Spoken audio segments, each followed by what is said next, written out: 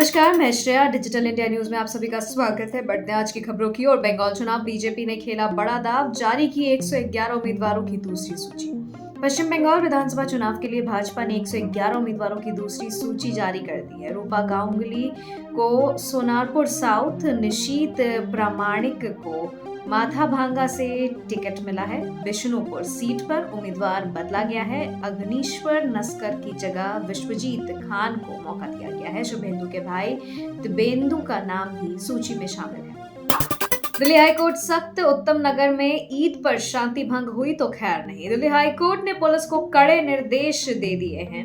उत्तम नगर में ईद के मौके पर माहौल बिगड़ने ना पाए। होली पर हुई हत्या के बाद कोर्ट में 2 याचिकाएं दाखिल हुई हैं। द्वारका जिले में 8 कंपनी सशस्त्र पुलिस तैनात, 400 जवान मुस्तैद। सोशल मीडिया पर भी कड़ी नजर रखी जा रही है। केजरीवाल का बीजेपी पर वार, बंगाल में वही हो रहा जो दिल्ली में हुआ था। आम आदमी पार्टी के राष्ट्रीय संयोजक अरविंद केजरीवाल ने ममता बनर्जी के समर्थन में उतरते हुए बीजेपी पर जमकर निशाना साधा। उन्होंने कहा कि बीजेपी ने चुनाव आयोग को हथियार बना लिया है। वोटर लिस्ट से नाम काटना, पुलिस की मिलीभगत, यही दिल्ली में भी हुआ था। ममता दीदी के साथ हम लोकतंत्र बचाने की लड़ाई में खड़े हैं। नीतीश के बाद कौन? बीजेपी बोली एनडीए में कोई विवाद नहीं, नाम बस मिलकर तय करेंगे।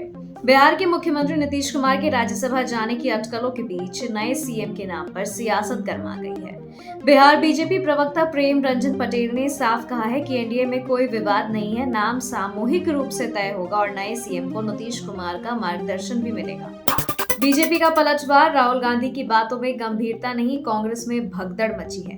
कंगना रनौत के बचाव में उतरी बिहार बीजेपी ने राहुल गांधी पर जोरदार हमला बोला है। बीजेपी अध्यक्ष संजय सरागवी ने कहा है कि राहुल गांधी का आचरण नेता प्रतिपक्ष जैसा नहीं है, उनके बयान देश हित में नहीं आते। राज्यसभा में क्रॉस वोटिंग और विधानसभा चुनावों में हार, कांग्रेस में भगदड़ इसी का नतीजा है। बंगाल में बीजेपी का मेगा प्लान, मोदी की मौजूदगी में जारी हुई दूसरी लिस्ट। केंद्रीय चुनाव समिति की बैठक में प्रधानमंत्री मोदी समेत वरिष्ठ नेताओं की मौजूदगी में 111 उम्मीदवारों की सूची जारी हुई है। निशित प्रामाणिक, रूपा गांगुली, प्रियंका टिब्रेवाल और कौस्तव बागची जैसे बड़े नाम शामिल हैं। शुभेंदु अधिकारी के भाई दिब्येंदु को भी टिकट मिली है। बीजेपी ने अनुभव और नए चेहरों का संतुलन साधने की कोशिश किया है। मोदी की कूटनीति, फ्रांस, मलेशिया और ओमान से बात। पश्चिम एशिया में शांति की अपील। पश्चिम एशिया में बढ़ते तनाव के बीच पीएम मोदी ने वैश्विक कूटनीति तेज की है। फ्रांस के राष्ट्रपति मैक्रो से डी एस्केलेशन पर जोर दिया है। मलेशिया के पीएम अनवर इब्राहिम से ईद की शुभकामनाएं देते हुए संकट पर चर्चा हुई है। कुवैत के क्राउन प्रिंस से भी बातचीत हुई। भारत संवाद और कूटनीति को ही एकमात्र रास्ता मान रहा है।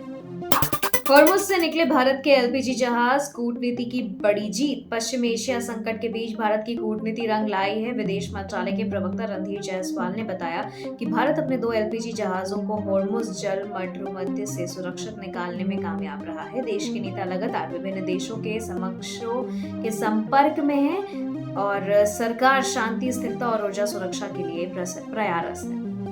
छोटे सरकार, अनंत सिंह को मिली जमानत, शाम तक जेल से आ सकते हैं बाहर। मोकामा विधायक और जेडीयू के चर्चित नेता अनंत सिंह को दुलारचंद यादव हत्याकांड में जमानत मिल गई है। पटना के बेउर जेल में बंद अनंत सिंह गुरुवार शाम या शुक्रवार तक रिहा हो सकते हैं। बीते विधानसभा चुनाव प्रचार के दौरान जनसुराज कार्यकर्ता दुलारचंद की हत्या के बाद उन्हें गिरफ्तार किया गया था। केरल कांग्रेस में बगावत, टिकट नहीं तो निर्दलीय लड़ाकू, सुधाकरन का अल्टीमेटम।